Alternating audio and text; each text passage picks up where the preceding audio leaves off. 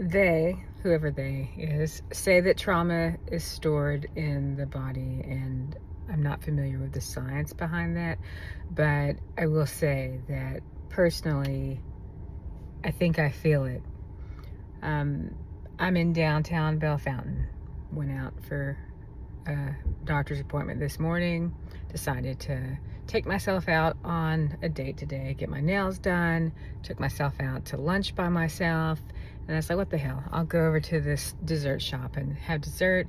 And then sat on a bench outside by myself in the sun on the side of the street, doing my thing. I even, let myself do my little hand stuff while I was eating lunch. And I felt a little nervous and awkward about it, but at the same time, it also makes me feel more comfortable.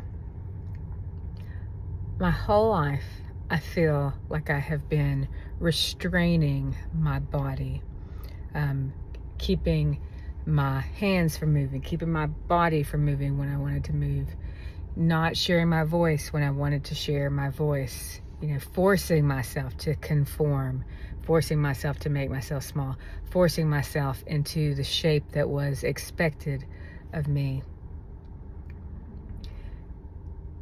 And it's so important to me at this time in my life to finally be prioritizing my own comfort, not just for myself, but for others as well, for everyone that is constantly making themselves smaller or hiding something about themselves that they think might make others feel, like they're weird or whatever. But not just that. Moving my body is really important to me because of trauma, which you could say that all of that, a lifetime of suppressing is in itself a form of trauma. But for me, I feel like I'm talking about the deeper things, like the assault, the neglect, abandonment things, fears from different harms that have been done. And for me, one of the biggest fears in my life has been being by myself in public around other people, especially in like city environments and stuff, especially after all of the sexual assault that I experienced and the sexual harassment I experienced as a teenager. I met my husband Carl when I was 16. He was the first person in my life that provided any sort of stability. I love my family, but my childhood was very unstable. My teenage years were very unstable and full of trauma. And Carl was the person who helped me feel grounded, but also helped me feel protected. And with some exceptions, like he was my shield. And then all the weight that I put on was my shield. And then my smile was my shield, or my silence, whatever I adopted in order to fit in, blend in, and be accepted. Of course, I have a big personality, and I've got a lot of intensity inside of me, and so it's often hard to contain those. And for most of my life, I was made to feel ashamed of those things. I'm too passionate. I talk too much. I'm too curious. I'm just too much. Well, fuck you. That's right. If you think that, F yourself and get out of my life. Just go away. And if you have people in your life that make you feel that way, cut them the freak out. The sooner you do it, the better you feel and the healthier you feel. So anyways, for me, these days, taking myself out by myself. I love going out with Carl and with Alex. But I find that when I go out with them, it is about them, or I end up making myself small or adjusting my behavior so that either they feel more comfortable or I'm on guard to protect them and make sure that they're comfortable, just depending on which of us is having a bad day. I haven't gotten to take myself out by myself as much lately, as life has been crazy busy. But one of the reasons that I really like to dance in public, and I still get nervous around people. And it started slow. It started with me dancing on the side of a bridge, like out of the way, and trying to make it look like I wasn't dancing, to slowly pushing myself to get further out there. Because we should feel safe enough. We should feel safe enough to be by ourselves in public. We should be safe enough to walk around naked in public dancing if we wanted to. We should be safe on this planet. But at least with like the dancing and stuff, like we should be safe. We should feel safe just being by ourselves.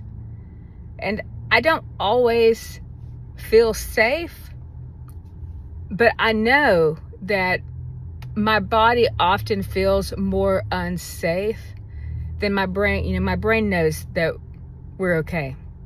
It's my body. And that's why I'm talking about like trauma stored in the body. I've been attending the school or studying different levels of consciousness and things like that through the Institute for Conscious Being for several years now. And one of the tools they use is this thing called the Enneagram. And when I started studying it, a lot of things suddenly made sense in my life, because it's what introduced me to the concept that we have 3 centers of consciousness: the mind, the heart, and the body.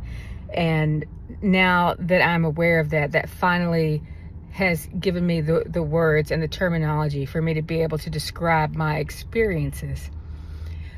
And I mean, I'll tell you straight up, the things that we're afraid of, they always seem scarier than they actually are. Like the brain just freaks the freak out.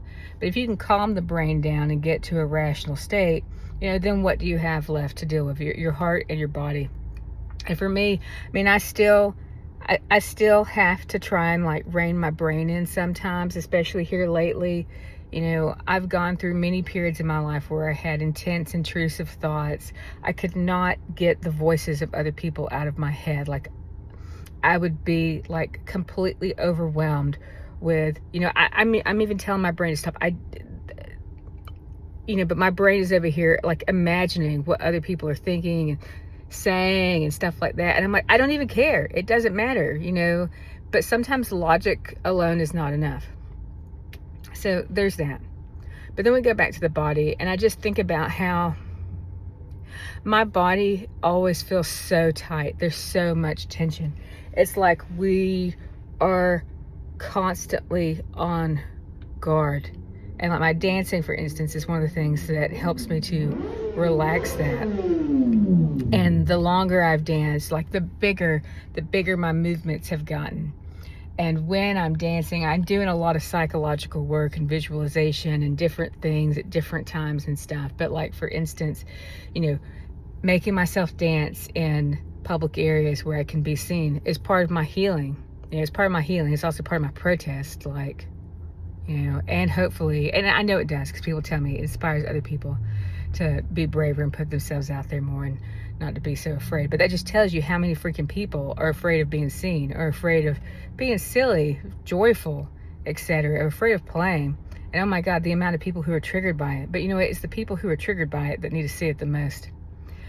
But like the movements, especially when I make like the big movements where my chest is like, like I'm, opening up my heart space. It's my most vulnerable.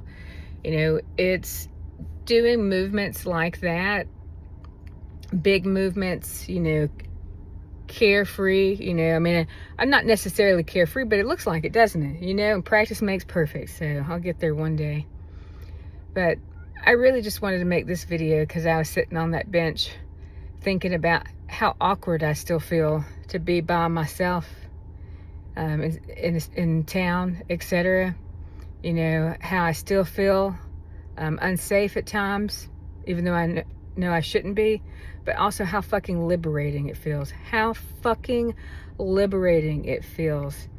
And I especially recommend, if you're a woman, take yourself out on a date by yourself. Not just to the nail salon, but out to lunch. Because I know a lot of people feel awkward or uncomfortable eating alone. Take yourself out to lunch. Take yourself out to a museum, out to a show. Go sit in public, surrounded by people who are doing things together with other people.